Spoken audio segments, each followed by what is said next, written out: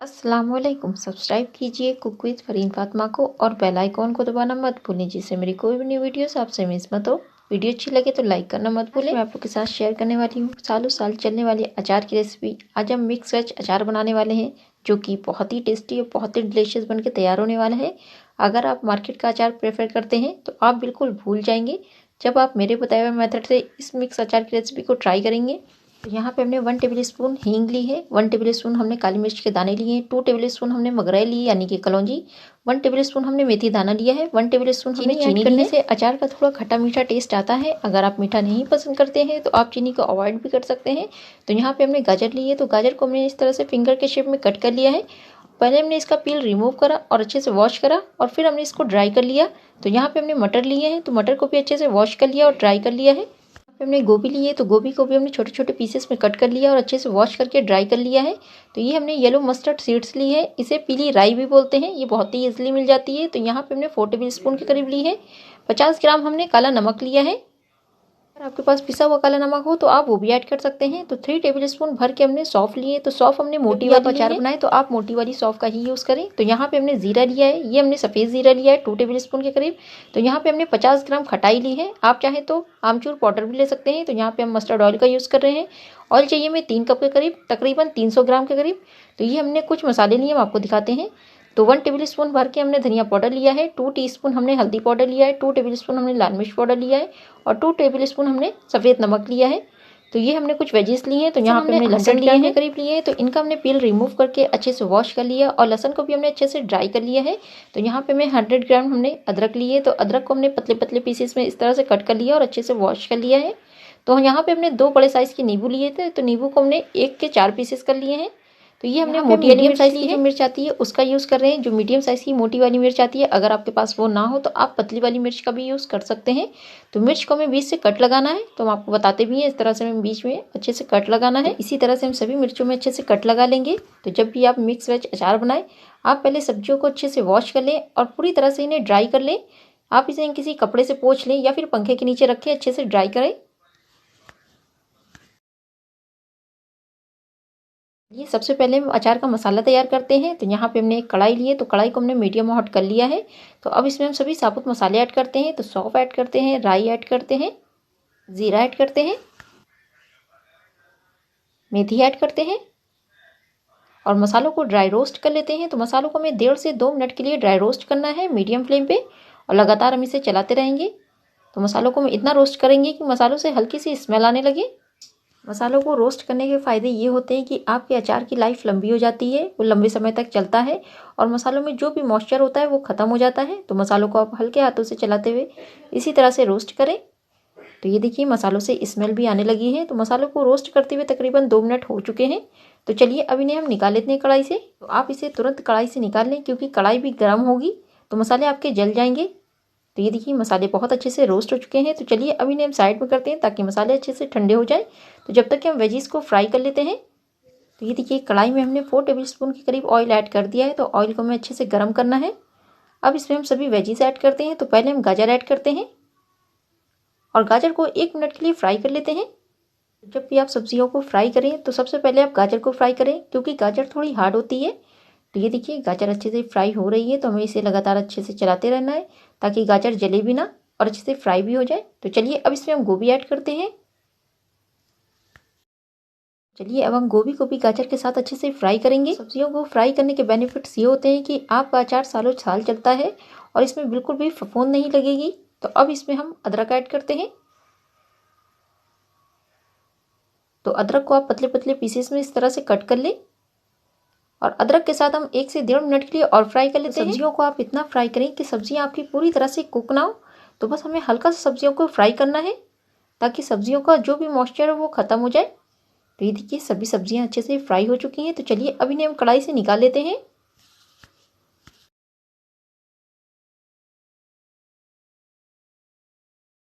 ये देखिए गाजर, गोभी और अदरक बहुत अच्छे से फ्राई हो चुकी है। तो चलिए अब हम बाकी की वेजीज भी फ्राई कर लेते हैं। तो कढ़ाई में हमने 2 टेबल स्पून के करीब ऑयल ऐड कर दिया है। तो ऑयल अच्छे से गर्म हो चुका है। तो चलिए अब हम लहसुन को भी फ्राई कर लेते हैं। तो लहसुन को हमें 30 से 40 सेकंड के लिए अच्छे से फ्राई करना है, क्योंकि लहसुन बहुत ही जल्दी फ्राई हो जाता है और सॉफ्ट भी हो जाता है। अब इसमें हम हरी मिर्च ऐड करते हैं, मटर ऐड करते हैं। तो चलिए अब इन्हें भी हम 1 मिनट के लिए फ्राई कर लेते हैं मीडियम फ्लेम पे। हरी मिर्च, लहसुन और मटर बहुत ही जल्दी फ्राई हो जाते हैं, तो बस हम इन्हें 1 मिनट के लिए ही फ्राई करेंगे।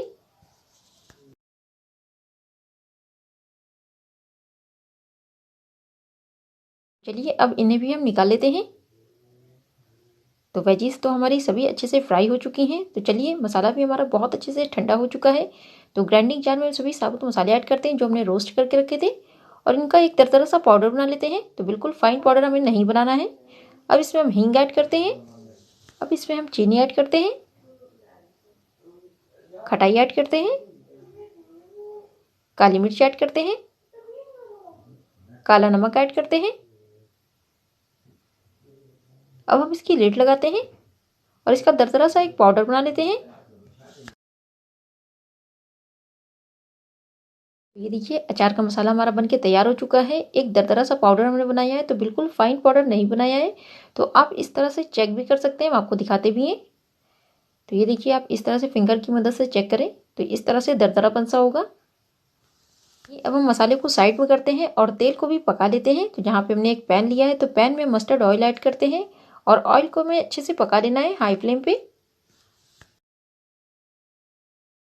जब आप ऑयल को पकाएंगे तो ऑयल में से स्मोक निकलने लगेगा, तभी आपको ऑयल अच्छे से पकेगा। तो आप इस बात से बिल्कुल भी घबराएं मत, और जब भी आप अचार बनाएं तो आप उसमें मस्टर्ड ऑयल का ही यूज़ करें। तो ये देखिए ऑयल से स्मोक निकलने लगा है, तो ऑयल बहुत अच्छे से पक चुका है। तो चलिए अब हम गैस की फ्लेम ऑफ करते हैं और ऑयल को अच्छे से ठंडा होने देते हैं। जब भी आप अचार बनाएं आप उसमें गर्म ऑयल नहीं ऐड करें, वरना आपका अचार खराब हो सकता है। तो आप उसमें ठंडा करके ही ऑयल ऐड करें। तो चलिए अब हम सभी इंग्रेडिएंट्स को असेंबल कर लेते हैं। तो यहाँ पे हमने एक बड़ा मिक्सिंग बोल लिया है, तो अब इसमें हम सभी वेजीज ऐड करते हैं जो हमने फ्राई करके रखी थी।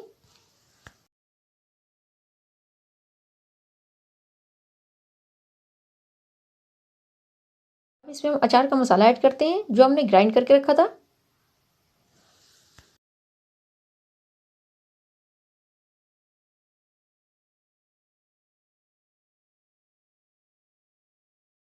हम कलौंजी ऐड करते हैं यानी कि मगरेल। सभी पाउडर मसाले ऐड करते हैं। अब इसमें हम नींबू ऐड करते हैं। तो नींबू को हमें फ्राई करना नहीं होता है, तो नींबू हम बाद में ऐड करेंगे। तो चलिए अब हम सभी इंग्रेडिएंट्स को अच्छे से मिक्स कर लेते हैं। तो वेजीज को हम मसालों के साथ खूब अच्छे से मिक्स कर लेंगे। तो इस तरह से हमें खूब अच्छे से मिक्स कर लेना है।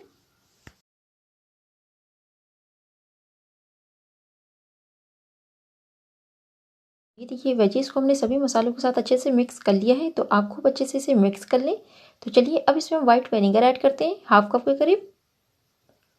व्हाइट विनेगर ऐड करने से आपका अचार जल्दी ख़राब भी नहीं होगा और सब्जियां जल्दी गल भी जाएंगी। तो ये देखिए सब्जियां भी बहुत अच्छे से मसालों के साथ मिक्स हो चुकी हैं। तो चलिए अब इसे हम जार में ट्रांसफ़र कर लेते हैं। आप चाहे तो सब्जियों को एक दिन ऐसे ही भी छोड़ सकते हैं और दूसरे दिन जार में ट्रांसफ़र करें। तो हम इसे तुरंत ट्रांसफ़र करने वाले हैं। तो यहाँ पे हमने एक ग्लास जार लिया है, तो इसको हमने अच्छे से वॉश करके और पूरी तरह से ड्राई कर लिया है। इसमें मॉइस्चर बिल्कुल भी नहीं होना चाहिए। तो चलिए अब इसमें हम सभी वेजीज को ट्रांसफ़र कर लेते हैं।